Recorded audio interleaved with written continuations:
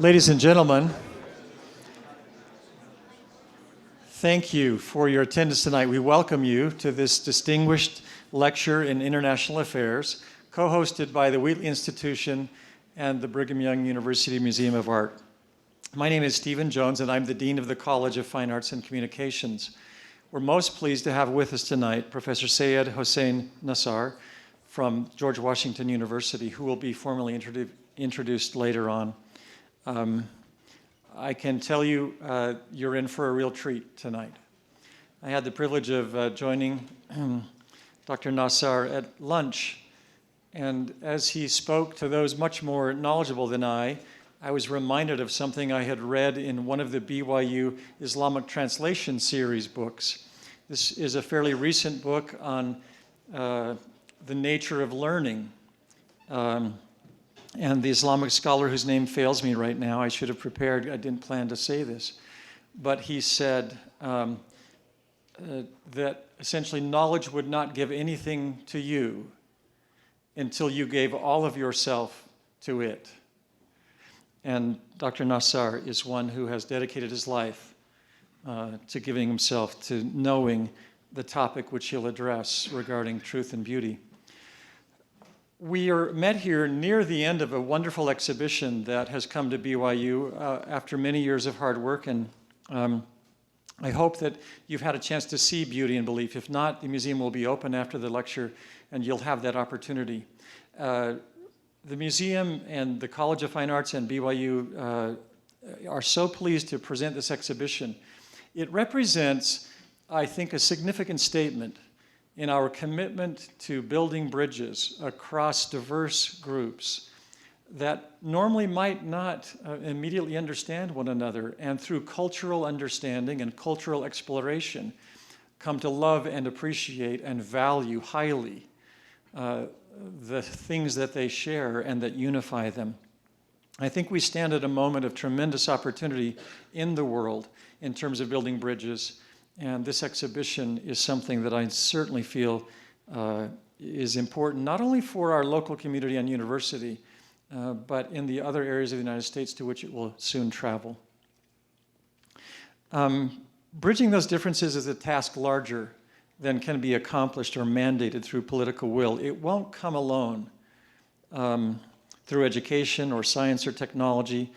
While these and other means, I think, can aid the building of the bridges, it really will take, I believe, a genuine understanding of culture to culture, of truths that are much larger that we share and that are so universal. They must be communicated. It takes spiritual energy to do that, and I think you'll sense in both the lecture tonight and the objects themselves that kind of spiritual energy.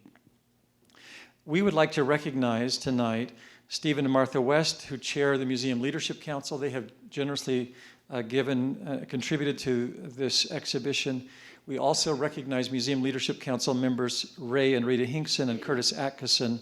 We thank and recognize Dr.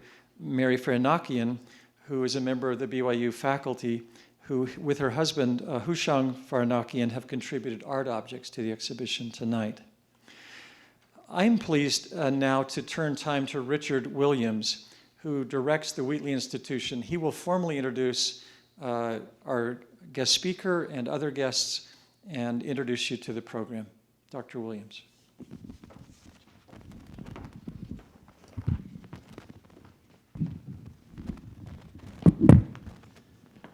Thank you, Dean Jones. Ladies and gentlemen, welcome to this distinguished lecture.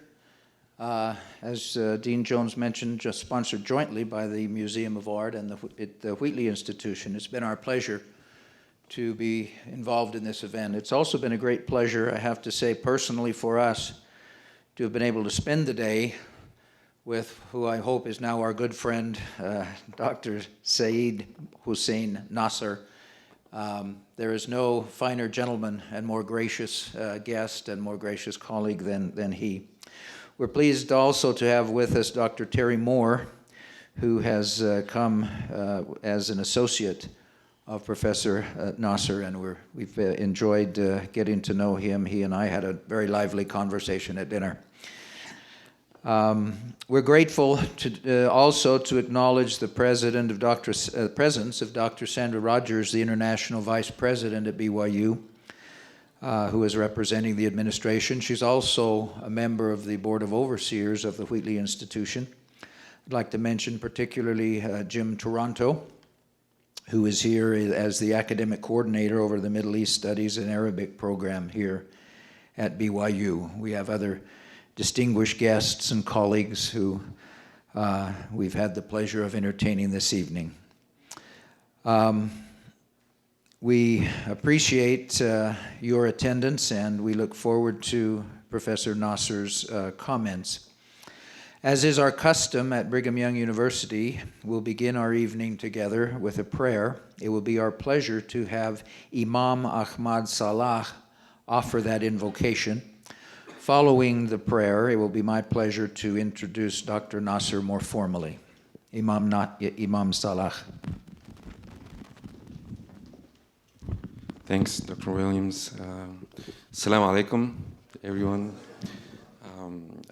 Before I do the opening prayer, and I have to warn you that as a PhD or a graduate student, it will be long.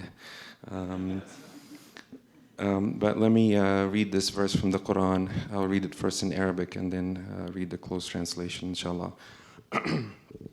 بسم الله الرحمن الرحيم يا أيها الناس إنا خلقناكم من ذكر وأنثى وجعلناكم شعوبا وقبائل لتعارفوا إن أكرمكم عند الله أتقاكم. Close translation. O mankind, we created you from a single male and a female so that you get to know each other. We created you from a single male and female, and we made you into nations and tribes so that you may get to know each other. Indeed, the most righteous of you, indeed the best amongst you. Excuse me, I'm just translating as we go here. Indeed, the best amongst you is the most righteous. And again, like I said, we lived here for quite some time, about 12 years, and we went through different events here at BYU, and like everything starts with a prayer. For us also, for the Muslim world, whenever we start anything, we start with a prayer. And the prayer is not going to be long because it's only 4 words. And again, I will read it in Arabic first and then read the English translation. And we say, Bismillah ar-Rahman ar-Rahim. And that is by the name of God, the most merciful, the most gracious. Thank you.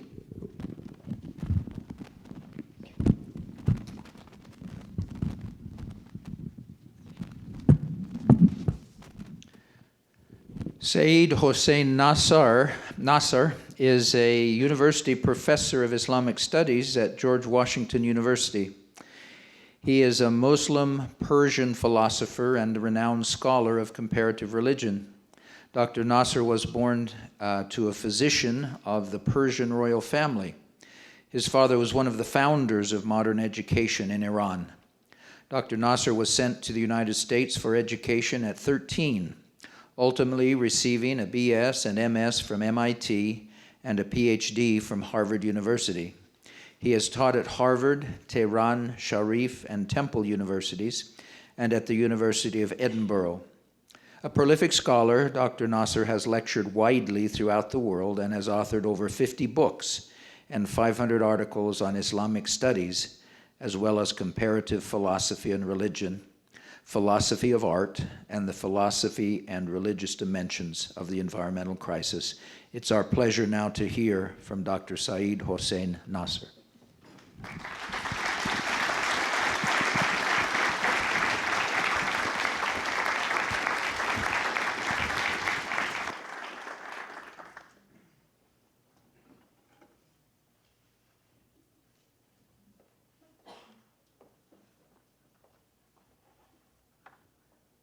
And also begin with the name of God, Bismillah ar-Rahman ar-Rahim.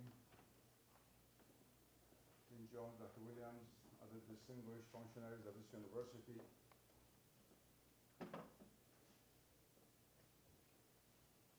So I was speaking to you now on one of the achievements of Islamic art in a mosque The natural sound system would have worked. One would not have needed these gadgets. I'm sorry. I forgot to turn it on. I want to thank all the authorities of this university who brought me here.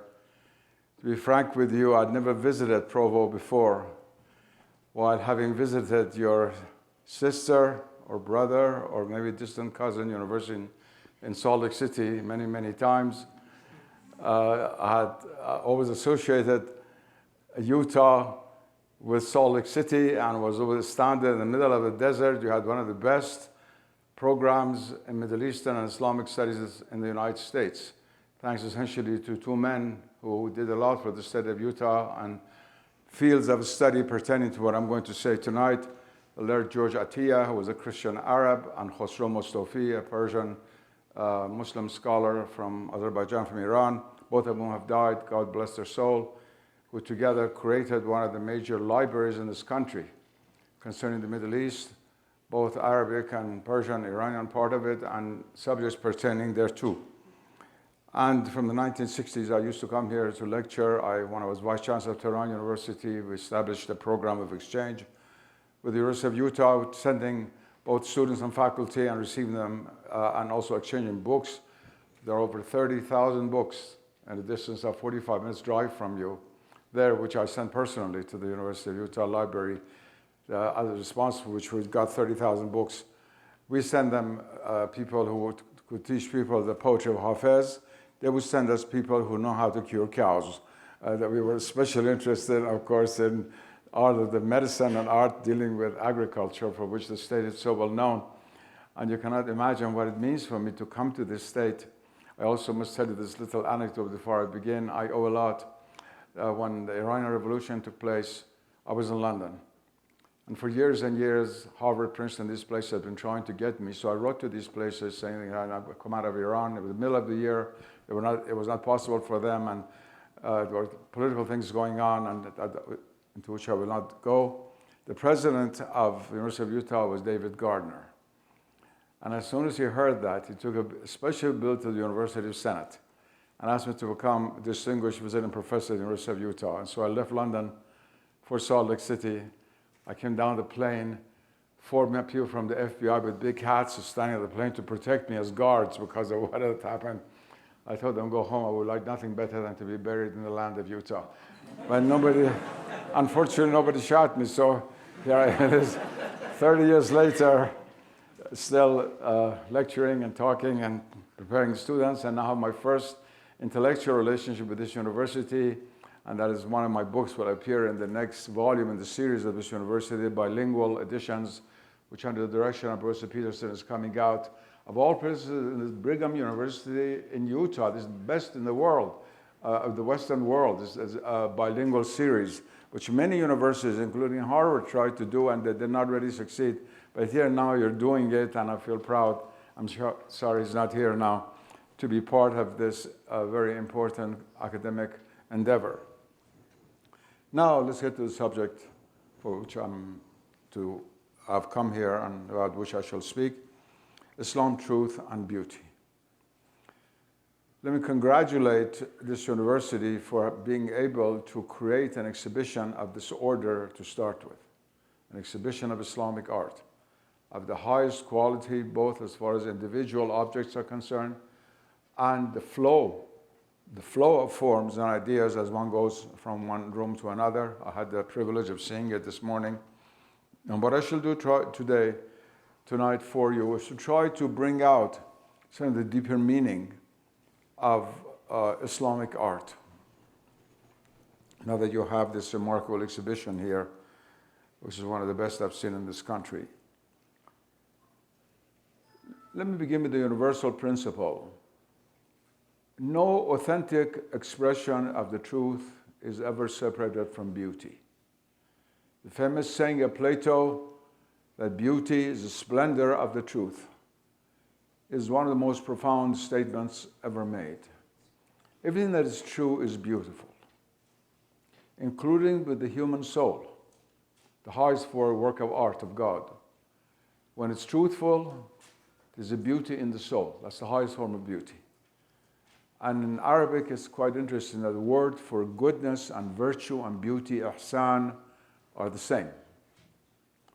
So from the highest level, which is that of the creature who God has created to speak to, who can address God, that is human beings, down to the little mollusks that are in the sea or little bugs that walk in the forest, the truth of anything that is really real is always related to beauty. Ugliness is our invention.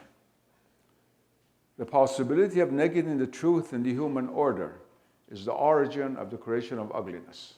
We don't think of it usually in these terms, but look at the world of nature. Wherever you go is beautiful. The forest has one form of beauty, the desert another beauty, the majestic mountains you have here, one form of beauty.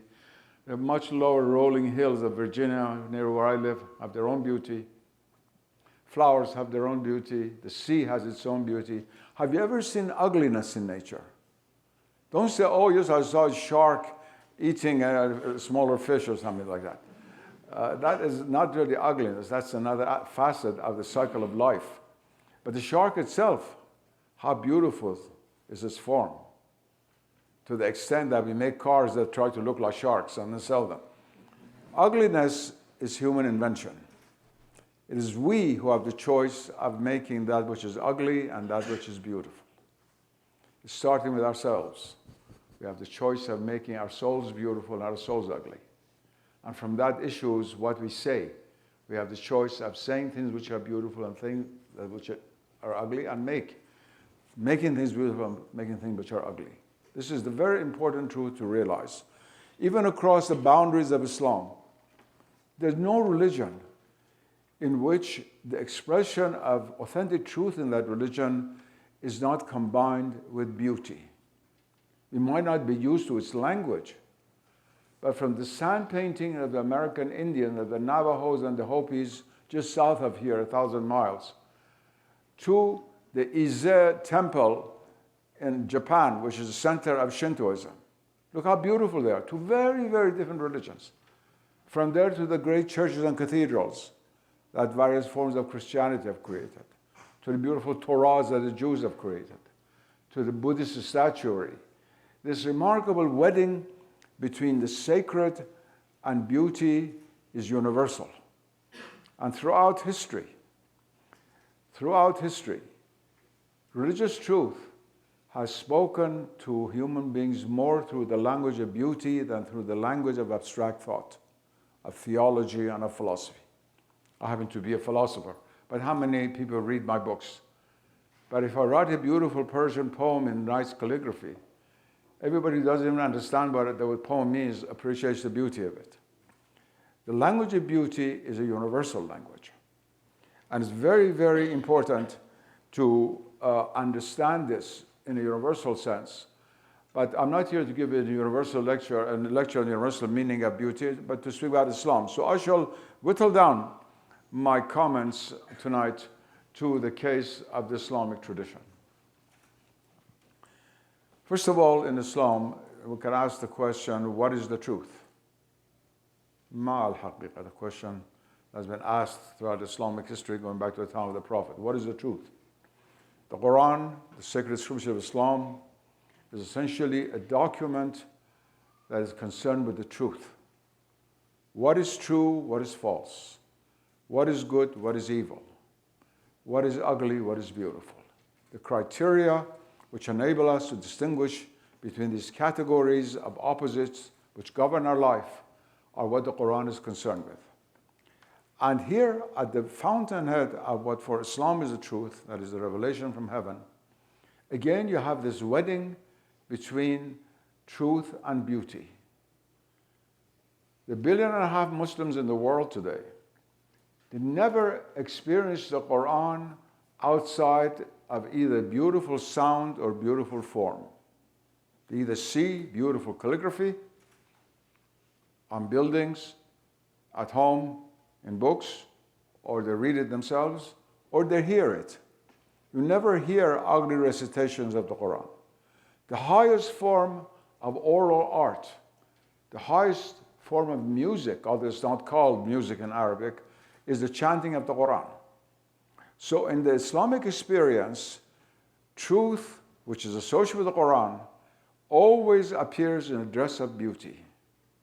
This is very, very important, an experience which underlies the most profound aspects of Islamic living.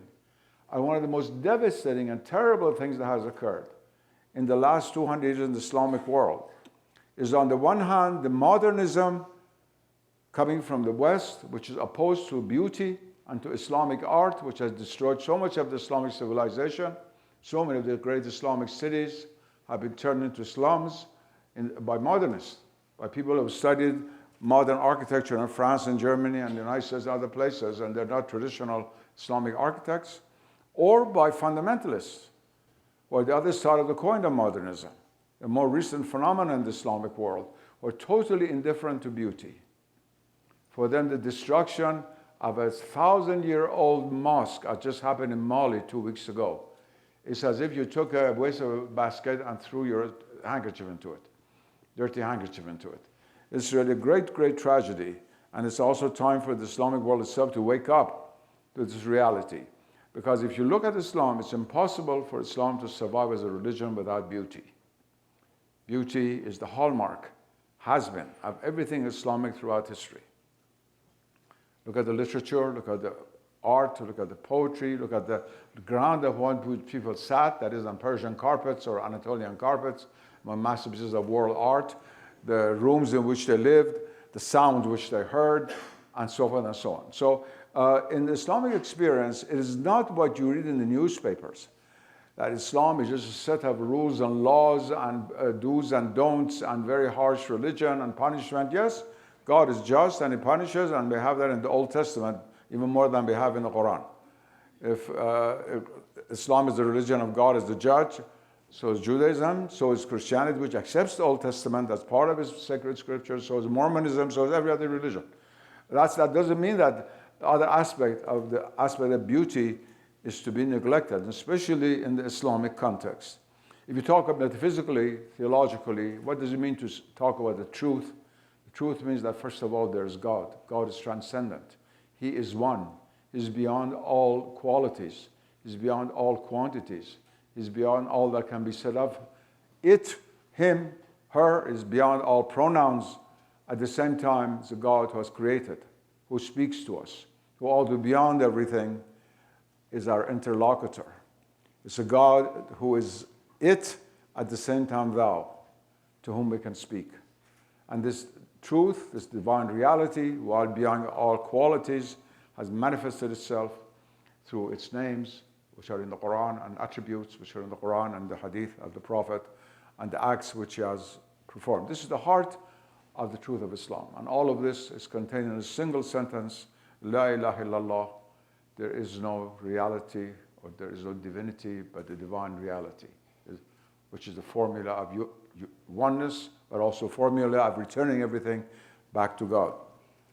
Now, I don't want to talk about this aspect, except to emphasize that according to this truth, which is foundational to Islam, this truth, although beyond this world and beyond the human persona and even divine persona, beyond all that can be conceived of him, beyond, because persona in Latin is mask, beyond the mask of persona, the it, but beyond the mask, nevertheless has a will that works in human history and in our lives, and has a wisdom which is manifested in what that will has brought into being. And it's here where the relation with the truth, between truth and beauty, become manifest. One of the names of God is one, Al-Ahad. One of the names of God is the all-powerful, and I could go over all the names. But another one of the names of God, which is very central, is the beautiful, Jamil. God is beautiful. And according to the famous saying of the Prophet of Islam, God is beautiful and He loves beauty. In the same way that God is good and He loves goodness. In the same way that God, being good, wants us to perform good acts. God, being beautiful, He wants us both to be beautiful and to make beautifully. And this is really the foundation, the spiritual foundation of Islamic art. Islamic art is a manifestation of the inner dimension of the Islamic revelation. Here I have to part ways from almost all Western scholars of Islamic art. Islamic art, like any form of art, developed as an academic discipline in 19th century Germany. It was called Kunstgeschichte in German, that is art history. It became a form of history. You study who influenced whom, and then it gradually spread from Germany to France and England, and then into the United States. And universities began to have departments of history of art, and gradually people began to study what we call Islamic art today. At first, even this category was not accepted. It took Ananda Coomaraswamy a great deal of doing to establish the category of Hindu art at the beginning of the 20th century, to show it's not only the art of India. There's a Hindu art, there's a Buddhist art that's related to these traditions. And in the case of Islam, there's much more resistance. All museums, big museums, had parts of Persian art, Andalusian art, some Egyptian art, certainly Mughal and Northern Indian Islamic art, but not Islamic art per se. You will be very, very surprised to realize that the first exhibition in the West of Islamic art was in 1977, as late as that, in the Hayward Gallery in London, when the late Titus Burkhardt, God bless his soul, and myself, we put on the exhibition of Islamic art. Called Islamic art, which was inaugurated by Queen Elizabeth. And in a sense, it baptized it officially as Islamic art, with all these posters in the London subway and so forth and so on. And it was very soon thereafter, Victoria and Albert Museum put all of its collections of Persian art, Indian art, Egyptian art, then together as Islamic art. The British Museum followed suit. And in 1978, 2 years later, the Metropolitan Museum of Art, which has the largest collection of Islamic art in the United States, most of which was in the basement, had a curator called Richard Eddinghausen, the famous German art historian, was a good friend of mine. He wrote to me in Tehran and said, can you give us some money to put on the first exhibition of Islamic art at the Metropolitan Museum of Art? We promised most of the galleries would be Persian art. So at that time, it wasn't like now, with one telephone, I could get a few $1 million. So I picked up the telephone and got a few $1 million for him in 5 minutes. I can't do that anymore, unfortunately. I can't even get a few tens of thousands of dollars for everybody. But in those days, I could do anything in Iran. So I got the money for him. And the exhibition was inaugurated. And the first museum in the United States to have a section on Islamic art was the Metropolitan Museum. But very soon it was followed by the Cleveland Museum, Boston Museum of Fine Arts, the greatest museum in this country, San Francisco Museum, and then in Washington, Sackler, in fact, the whole new section was built for Islamic art. So it's a very recent phenomenon. The very acceptance of the category of Islamic art is a recent phenomenon. And even though it became accepted, in most places where Islamic art is taught, like University of Michigan, Harvard, these are the 2 oldest universities in this country, which teach Islamic art as a discipline, was always considered in a historical way as some kind of an art that developed in a strange way in the Middle East on the basis of influences of Sassanid, Byzantine, and other artistic influences, and suddenly it appeared like that. I believe this is a total disregard for the truth. All sacred art is like a descent from heaven. What is the origin of Gothic architecture? Who can explain? The incredible masterpiece that suddenly appear in Europe, called Gothic architecture, from any kind of influence. Yes, the buttresses were influenced by the Mosque of Cordoba, this was influenced by that, but this total form is a kind of a descent from heaven. So it's an inspiration. In every civilization, it's like this. And Islam is no exception. Islamic art is not only a result of going over influences of Sassanid or Byzantine architecture and techniques and so forth. Of course, they use Sassanid techniques of bricklaying in Iran, Byzantine techniques of stone laying in Syria, which was a Byzantine province. But the art itself, the creation of the art itself, comes from something else. Sacred art is always a divinely inspired art. And in the case of Islam, it comes not from the actual words of the Quran, but from its inner meaning. Because from the Quran also flows Islamic law. That's based on the meaning of certain verses. Let's say, we, like the Jews, do not eat pork, derivatives of the animal. And it's written there, or not to drink wine, or not to steal, or not to accept interest. You know, different things that you have in various religious law. There's no sentence in the Quran that says, now, do art in such and such a way. There's no chapter on art. It's much, much more subtle than that. It was really the great genius of Titus Burckhardt, a European Muslim Sufi artist and art historian, incredible genius, to have brought this out for the first time in his book, The Art of Islam. May God bless his soul. One of the greatest men I've ever met in my life in the field of art. Unbelievable person, unbelievable. I've met so many great traditional masters in Iran and India, other places, but nobody had his vision. You could look at something and see the inner intention of that form of art. And he has brought that out quite well.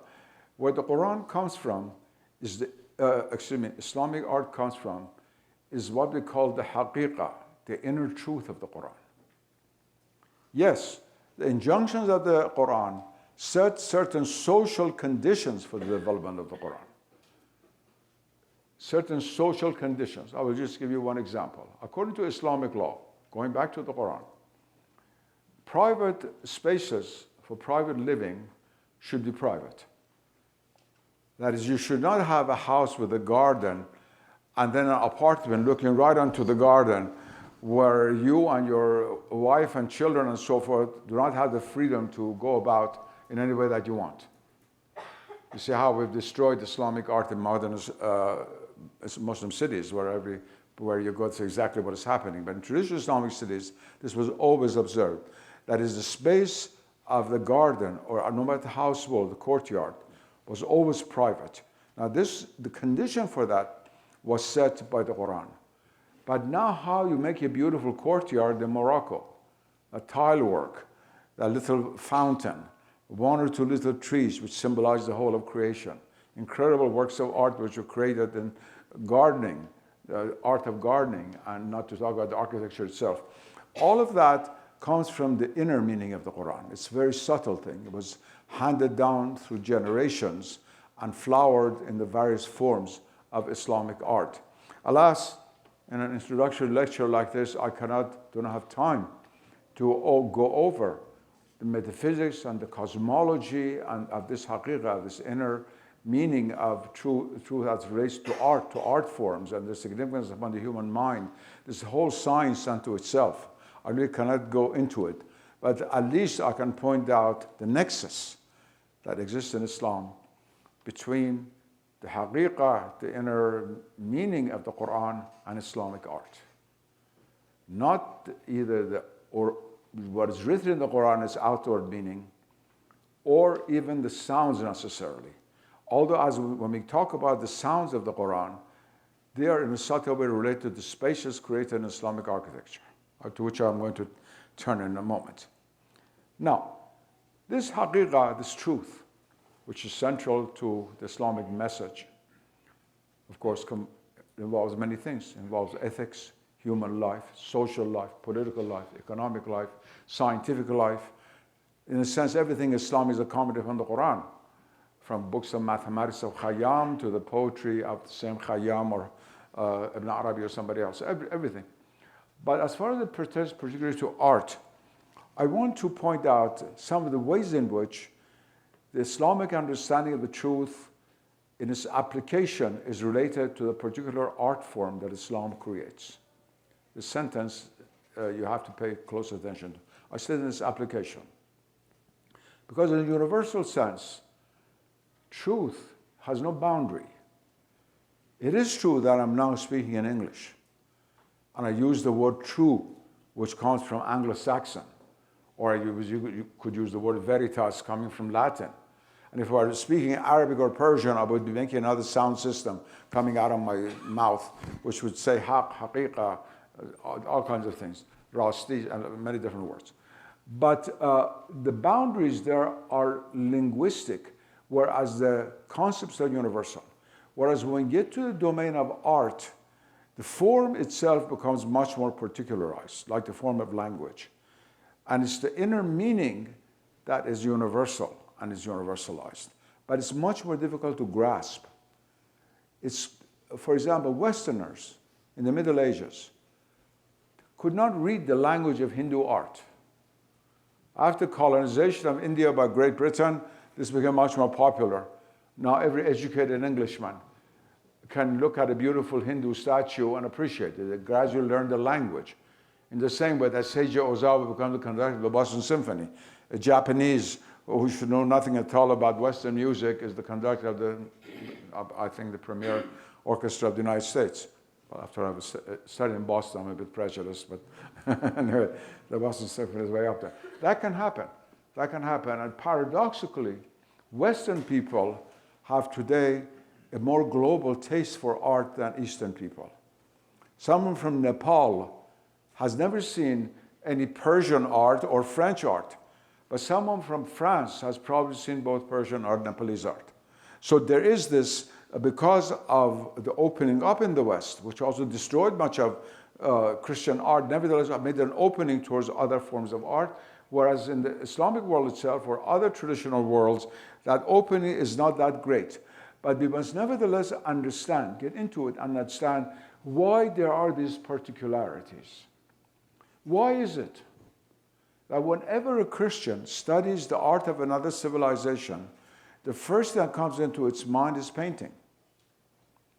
And why is that if a Muslim studies the art of another civilization, the last thing that comes into his mind is painting? Who's right and who's wrong? Of course, they're both right for very, very profound reasons.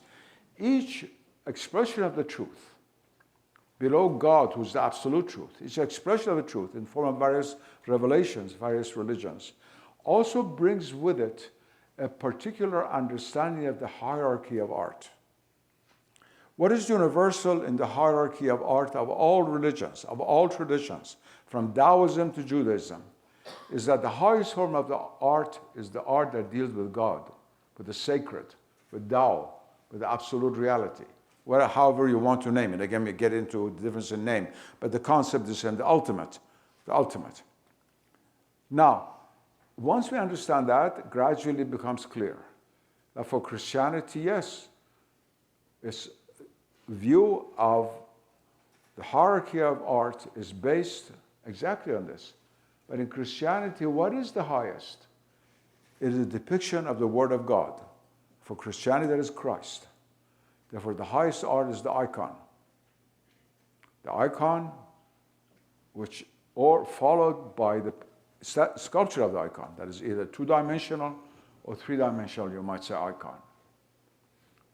In Islam, the highest expression of the truth is not a person. It is the word of the Quran. So what is the highest art? The clothing of the divine word, which now would no longer be the painting of the God-man, as in Orthodox, let's say, Greek Orthodox tradition, which still goes on, or Russian Orthodox, beautiful icons that have created for 2,000 years, but calligraphy. Calligraphy, which was the response of the Muslim soul to the beauty of the Quranic revelation. The Muslims, the Arabs before the rise of Islam, of course, spoke Arabic. They were Arabs before the coming of Islam. They had a very refined poetic sense, they had a very refined poetry, which in Arabic is called al-jahiliyyah, the poetry of the age of ignorance. But it was model in its eloquence. And the Quran had to outdo eloquence in eloquence. That's why the greatest miracle of Islam for Muslims is the balagha of the Quran, is the miracle of the eloquence of the Quran. But the Muslims didn't write beautifully. They just learned the alphabet from the Nabateans. Nabatea is a town in southern Lebanon.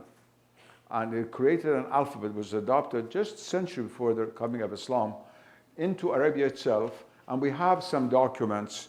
Irfan Shahid, famous Christian professor at Georgetown, has assembled some of them, and have others, with a few lines here and there. And they're very ugly. It's not beautiful calligraphy. The descent of the Quran was followed by the response of the Muslim soul to the art of the sound of the Quran, which the Muslim did not invent, that comes from heaven, by beautiful calligraphy. So the first great sacred art of Islam, at the top of the hierarchy of the arts, corresponding to the icon, is calligraphy. What is painting for the Christian eye is calligraphy for the Muslim eye. And don't forget, all secular painting in the West issues from sacred paintings. If you study the history of Christian art from the very beginning, it goes step by step before we get to cubism and modern paintings and a few lines on the wall and things like that. There's a long, long distance. But first of all, the gradual secularization of human form, and finally its excessive consolidation in classicism, and finally its breakup with Impressionism and Expressionism, in which form is denied. That's another very, very different process.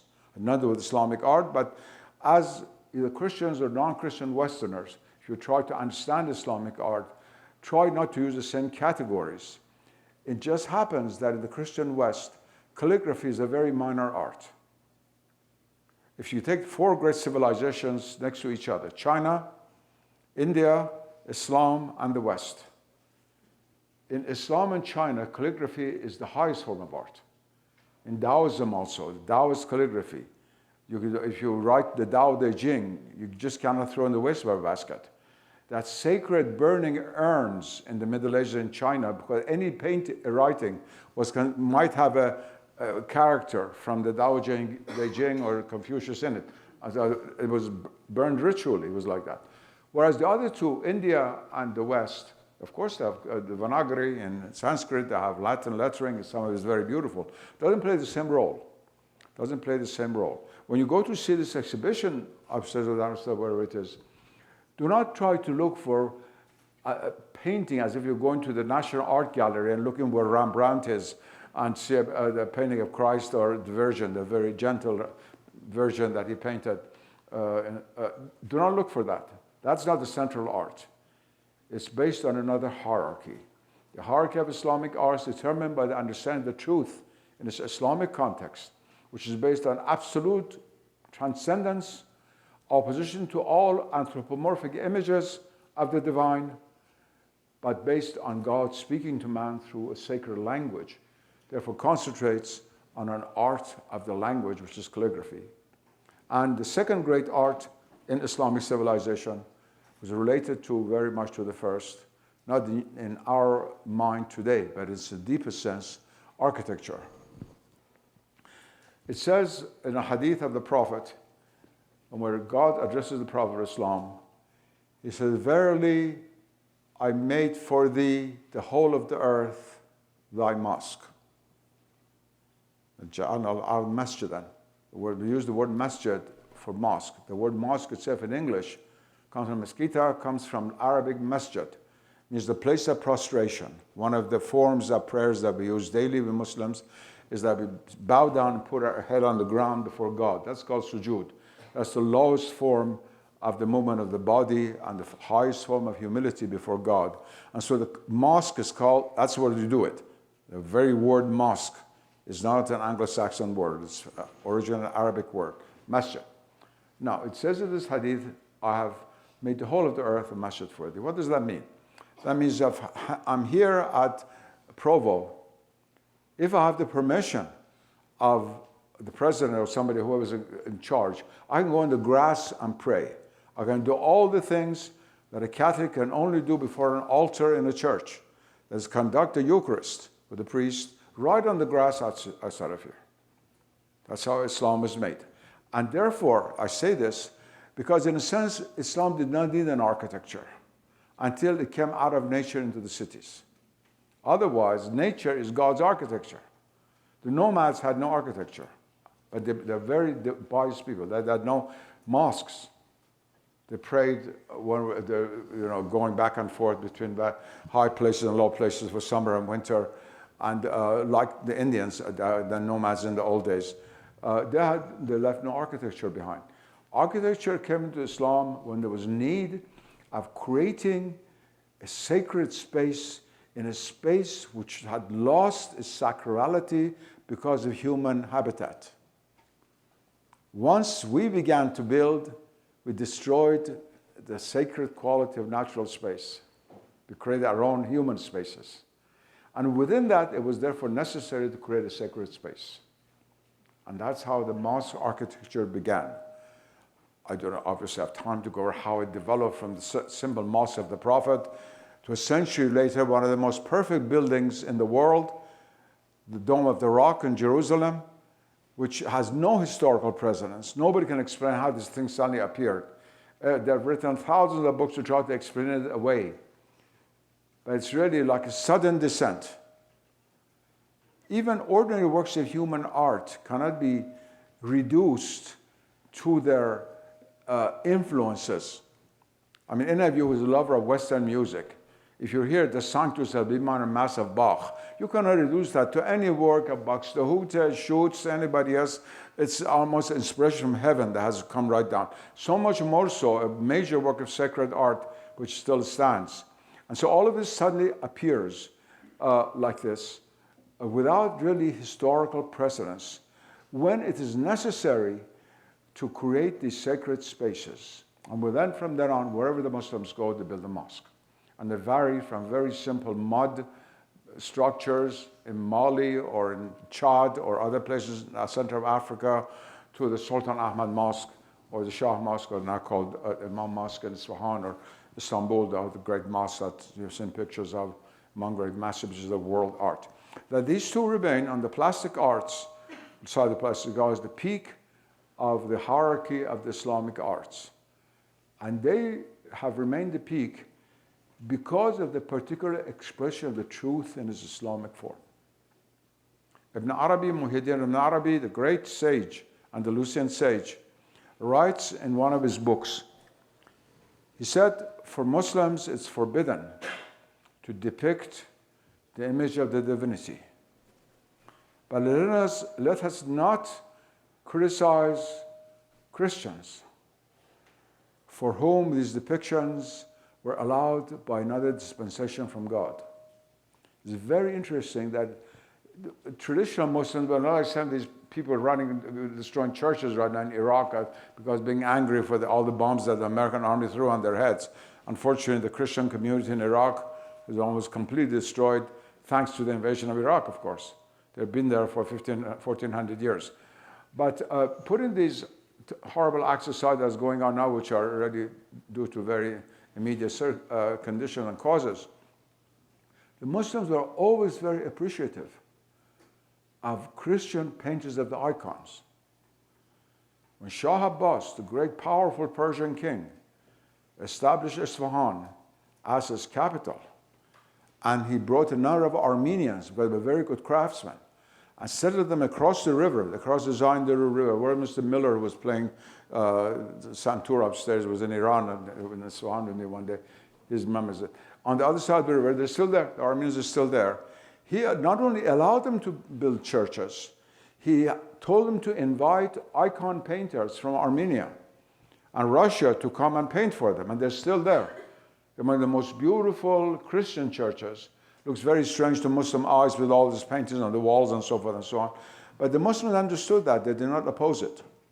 They did not oppose it. The fact that even the Hagia Sophia, which was a mosque for such a long time, the tremendous painting of Christ on the ceiling is still there. They didn't tear it down. That place was, until Ataturk agreed as part of the agreement not to be deposed, to convert that from a mosque into a general museum or something like that. For 600 years before that, this was a mosque where people prayed every day, and all this is against Islamic law to have human paintings. Ulama accepted that as an exception, because this was a painting of Christ up there, and there it remained. So we must remember that the Islamic understanding of the hierarchy of the arts, based on the particular truth as manifested in Islam, that truth itself ordered the Muslims to also respect other expressions of truth which were not Islamic, at least for the sages who understood it. There was a poem which my father oftentimes said was my favorite poem of the Persian language. My father was a very great scholar and was one of the great scholars of his day. And the poem is like this: Musalman ger bedanisti ke bod chist, bedanisti ke din dar bod parastist. An unbelievable verse by one of the greatest of Sufi masters, Mahmud Shabastari, the author of the Gulshan Raz. He said, if a Muslim were only to understand what is an idol, he would realize that true religion is an idol worship. How daring. I mean, bin Laden would have shot this person immediately had found him, but authentic Islam over the centuries understood what this man was saying, that even the Hindu idols that appear as polytheism outside, and both Muslim and Christian missionaries were against them and so forth and so on over the centuries, looked at more profoundly represent another hierarchy of the arts, another way in which God speaks to humanity. Anyway, in the non-sonoral arts, the peak of the artistic hierarchy in Islam is, of course, the psalmody of the Quran, the chanting of the Quran. I should have asked somebody here to perhaps start the session tonight with 3 or 4 minutes of Quranic chanting, but I'm sure most of you have heard of it. This is an art which Muslims claim, listen to me very carefully, claim is ultimately derived from an art which God taught to the Prophet David. And there's a book in French in which a Frenchman claims that the Gregorian chant, plain chant, chant Grégoire, all you know now know what Gregorian chant is. When I was a student at Harvard, nobody in the West knew what Gregorian chant was, except a few Catholics. And we discovered one tape, and we were listening to 6, 7 sort of aesthetes at Harvard, and everyone was wondering what the sound was at the beginning. Now, thank God, after many years, you all know what Gregorian chant is. That is really the treasure house of all Western music, which was for 1,000 years what believers heard in Europe, more than anything else, is the folk songs, has claimed that Gregorian chant and method of chanting of the Quran ultimately go back to the same source as music. I'm not a person to judge about that, God knows. But as a Muslim, what is said in our traditional Islamic sources, we believe that the Prophet taught the Muslims how to chant the Quran. They didn't invent it. There are modulations, of course. The Egyptian chanters carry out some notes more intense than the others. Especially, I would say jokingly, after Verdi's Aida was inaugurated in Cairo, some of the qaris in Egypt tried to emulate even Italian opera singing, and they were holding on to notes while they were bloating out like a fish like that, a bit over-exaggerating, and we used to kid them. But the basis of the Quranic traditional singing is based on a science. It's not just anybody makes up anything. It's very, very carefully directed, like the Gregorian chant in the Christian tradition, which has lasted for 1900 years, 2,000 years, God knows how long. But it doesn't change every 2 years like rock and roll. It's a permanent form of art. The Gregorian chanting is like the Quranic chanting in many ways. And for the Muslim ear, that is the highest form of music. Although it's not called music. Music in Arabic uses either the Greek word musika, which in Arabic is musiqa, or ghana, an Arabic word, which is used less. Everyday word is musiqa, and in Persian, musiqi.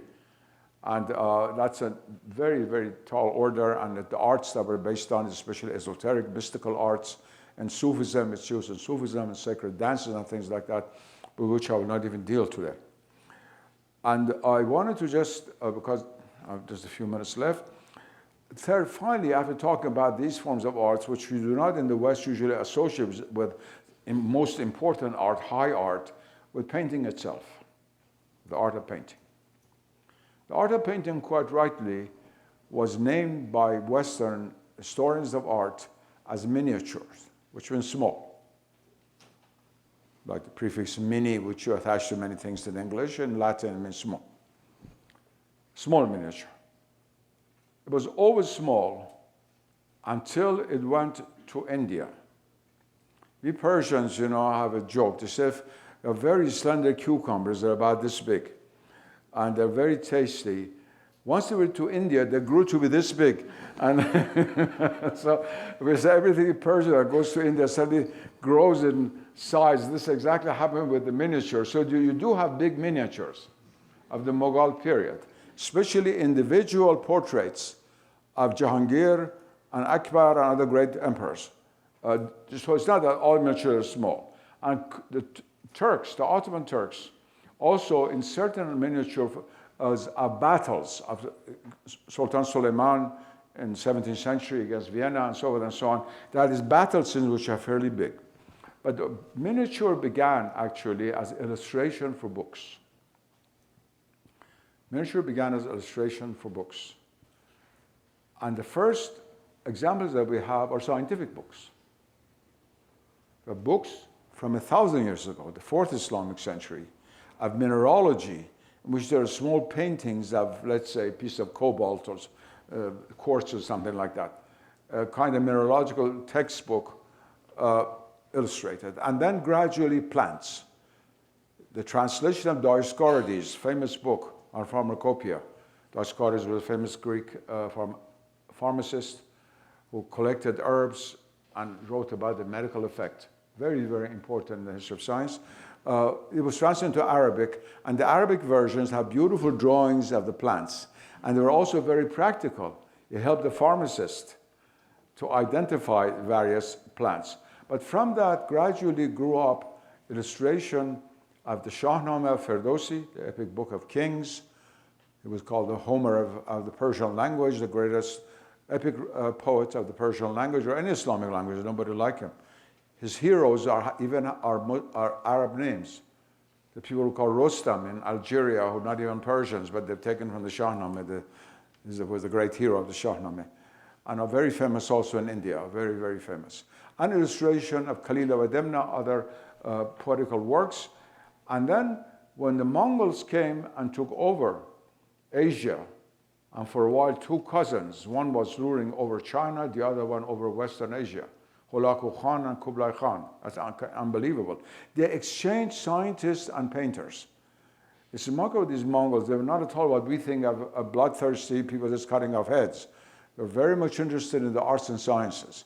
So they exchanged. There was a lot of exchange. A lot of Persians were sent to Beijing, and a lot of Chinese painters were sent to Tabriz.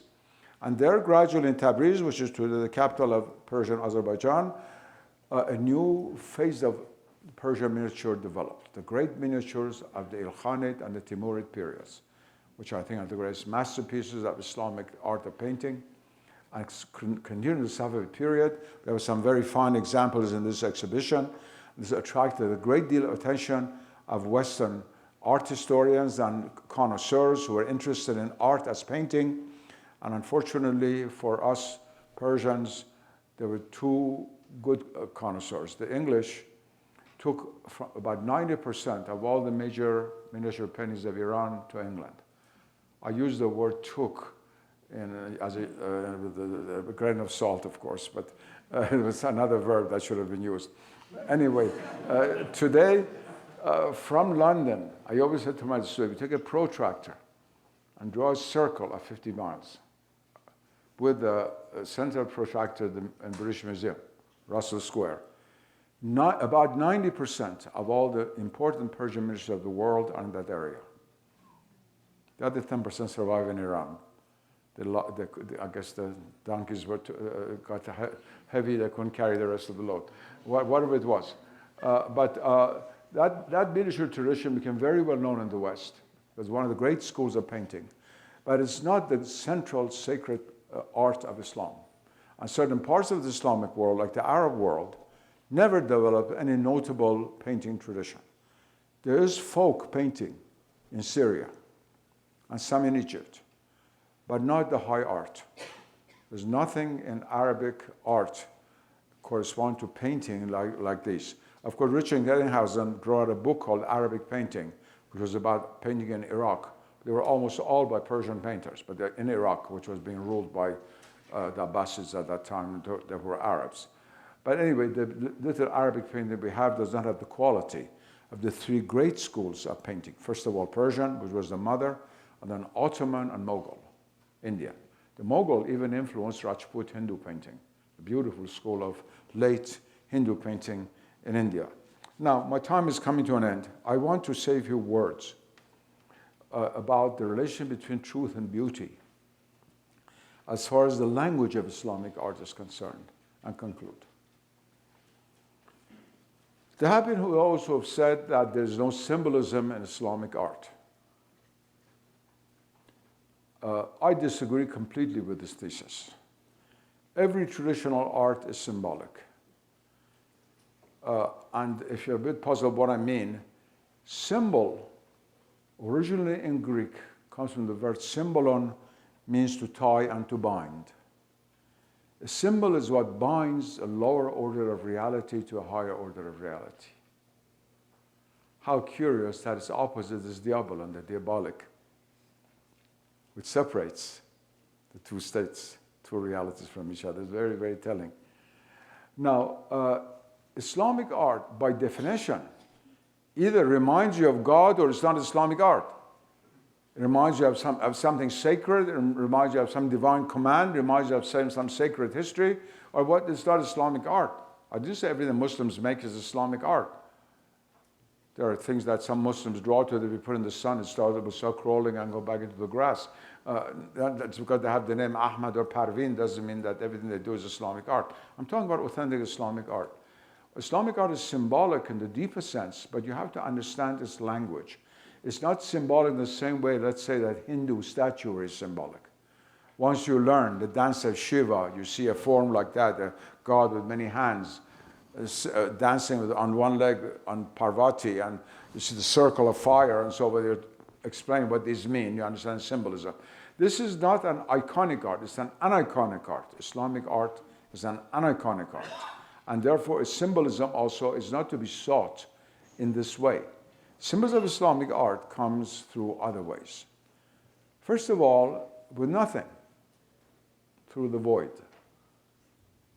I once wrote many, many years ago an essay on the significance of the void in Islamic art.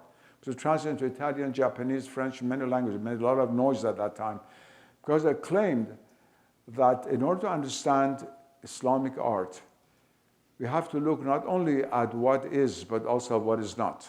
There's emptiness, the void. Islamic architecture is defined by emptiness. When you go inside the church, it's the altar or the cross or some image or a Hindu temple, the statue of a divinity, Ganesh or someone in the middle, who defines the space. When you go into a mosque, you're surprised by the fact there's nothing. The immediate experience, the sacred space of the mosque is emptiness. Now, this has a very profound metaphysical significance. You can say the following, and this is a metaphysical statement, I don't expect us all to understand it immediately, but I'll say it nevertheless.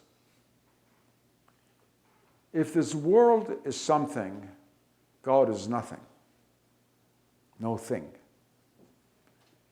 If God is something, this world is nothing. That's what La ilaha illallah says. That's the yin-yanger, one of the meanings of yin-yang for the Far East. It's a very important thing that if you look at thinginess, the world, things, objects, materials, and so on and so on, then surely God is not one of those. You have to put a non in front of that. That's why I said no thing. And nothing means nothing. I didn't nothing, astaghfirullah, in the sense of irreality stuff. But it's no thing. If in reverse, God is everything, God is absolute reality, then the world is nothing. And the genius of Islamic art is in the second choice of bringing out something of the evanescence, of the nothingness, of the brittleness of the world before God. Throughout centuries, Muslims, except for houses of worship, always build not to last. They always build so each generation will build for itself. Not to think that one lives in this world forever. When steel and things like that came to Tehran to build private houses, I remember many older people would advise their son, why are you using all these steel beams? Do you think you're going to live forever? You know, that was they couldn't understand it. Build something that will last you 40, 50 years, you die, the house falls down and the son builds something. Every Afghan village has been rebuilt 500 times over history, or in Pakistan, or God knows where. This is a very, very important point, the question of the void. The void to the Muslim is not simply lack, it is presence. Where there's the absence of this world is the presence of God. And I can hardly overemphasize for you the significance of the void in the understanding of Islamic art. You can even see it actually in the empty parts of a page where there's calligraphy and then there are empty spaces. Those empty spaces play a role in the Muslim consciousness. And the definition of a space in Islamic art is very much related to this. Then we come to what we call positive forms that are used in Islamic art. I shall only talk about two of them. One is geometric patterns. Of course, all sacred art uses geometry. Even the beautiful icons that the Byzantines painted, you don't see it outside, but they have geometric form beneath it. Some of them have been analyzed. But there's no art in the world, no sacred art in the world, which is openly as geometrical as Islamic art. Everybody has noted that. Anybody who's visited, let's say, the great portal of the Shah Mosque or the Imam Mosque of Isfahan, is astounded. Every single polygon is present there. I remember this episode, I told this to my dear friend Dr. Moore once. The great German mathematician was there at Princeton, von Neumann, had come to Iran. He was one of the greatest mathematicians of the 20th century. And we took him to Isfahan. He was a fairly short man standing in front of the portal. He wouldn't move. The person, von Neumann, let's go in. He said no. After about 10 minutes, he said, this is the first time I've seen the world of mathematics. And he was completely immersed. That is, for the Muslim mind, the geometric forms are the world of intelligibility, not abstract ideas that we learn in school today, but intelligibility in like Platonic ideas, the principles of this world, what govern over this world. And so geometric patterns are absolutely essential to Islamic art. The symmetries, the relationships, the forms, the symbolism of the sides. You could spend the rest of your life.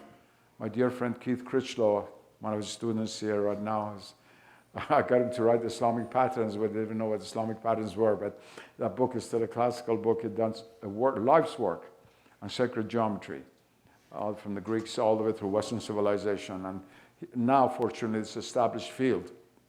And he and many others have worked on that. I want to point to the significance of that. And then the arabesque. The arabesque, of course, is an English word, or comes from French, arabesque. And it means Arab-like. You don't use that in Arabic itself. The word that's used in Arabic is islim, tarhul islimi. In fact, Muslims do not even know it. Most Muslims do not know it. But that's the technical name for it. Now, this is an abstraction of life forms, geometricized, but living life forms, feminine. The geometric forms, and the arabesque are like the wedding of the masculine and the feminine, the bi-unity through which God has created the world. As the Quran says, verily, we created you in pairs, azwajan. And this is zoj, and they always go together. Finally, and my time is up, I'll conclude with this. Much of Islamic art makes use of vivid colors, and some have no color at all. You have completely whitewashed walls of mosques, no color whatsoever in some of the early mosques. And then you have the mosques of Samarkand and Isfahan, which are the most colorful buildings in the history of art. There's no civilization that has produced buildings outside of which are so colorful. You must have seen pictures of these things. Now, there's a very elaborate science of the symbolism of colors. These are not accidental. And they've been very rarely treated in Western art. I remember once Oleg Grabar, he just died, God bless his soul, he was a professor of history of art at Harvard, an old friend of mine from the old days when we were classmates together. When I left here, I went to Harvard in 1979. He asked me to give a series of lectures on Islamic art to his class. And I gave three series of lectures on just the symbolism of color in Islamic art. And he, who was the greatest Western scholar on Islamic art, he said, I'd never paid attention to it, I never studied this. This is something that really needs to be studied. Same as in Christianity, color symbolism in medieval art and Renaissance art is very, very important. I mean, just give you one small example. The color green. The color green is the color of Islam, the flag of the Prophet. The dome of the Prophet's tomb in Medina is green. And has been used in a symbolic way in many, many ways. And then in the Persian miniature, You have pink mountains. You have blue trees. What do they symbolize? They symbolize actually the intermediate world, the world beyond this world. These are not simply natural trees and mountains. They're the landscape of a world beyond. And that's what they symbolize. It's a wonderful, a very vast world, which we can only understand by taking recourse to vast Islamic literature in various languages and also practices of the still living art tradition. My conclusion is, I come to an end with these few words. Islamic art is, in a sense, like a non-polemical theology and metaphysics. It is silent theology. And there is no more important than the language in the world today for the expression of what is deepest in Islam than this silence. It speaks much more eloquently than polemical discourses. It is not accidental. In a country like France, where Islamophobia is at its peak, where there are attacks against Muslims almost every day in the suburbs of Nancy or Paris or some other city, Lyon, especially Lyon, in the south, whenever there's a concert of authentic Persian or Arabic music, you could not get a ticket. It's always full.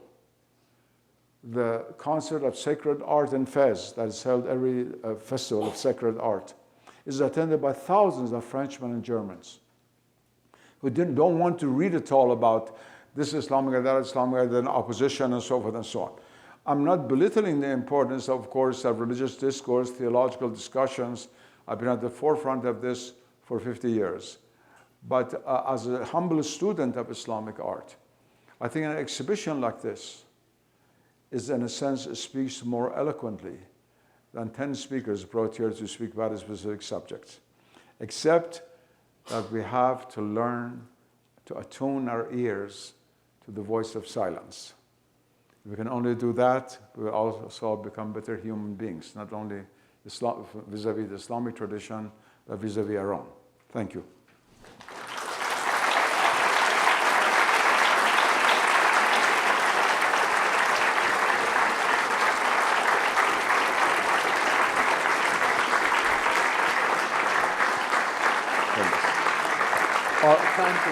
Yeah, just a couple of questions. Yes, with pleasure.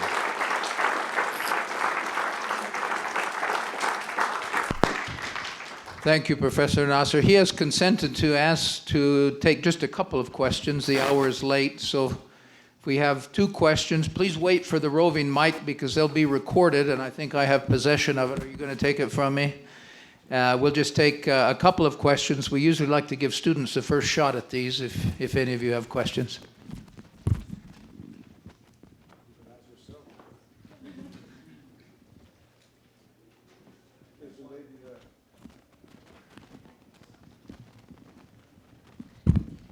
All right, I'll stand, I guess. You started... Sure.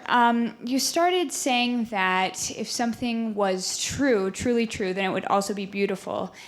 Does it then follow that that it's possible for something to be beautiful without being true? That it's a two-way street?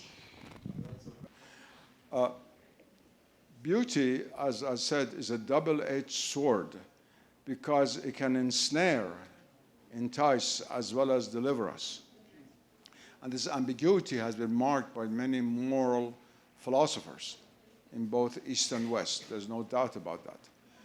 But in the deepest sense, that which is beautiful, to the extent that is beautiful, is also true. If it is beautiful and false, it's because there are other aspects of it which are not beautiful. That's the answer I would provide you. Thank you. With regards to the environment, what do you think is the greatest thing that humans can do to reclaim the beauty of the void? The beauty of the void? Mm-hmm. In a sense, to appreciate any kind of beauty needs an education on our behalf. We have to educate ourselves. And it's not only mental education, but it's also spiritual education. Some people are given to one kind of beauty more than to others. There's some who are for example, more musically inclined, some who are more visually inclined, and so forth and so on. But as to your question, how do we appreciate the beauty of the void? The answer to that is very similar and very difficult. We have to empty ourselves of ourselves and to experience the void within, not as an emptiness, which so many of us do in depression, but as an emptiness from the negative aspects of our soul and a fullness of the presence of the spiritual within us. That's how we experience the void in its positive aspect, externally also. That's all. Thank you very much, and good luck to all of you.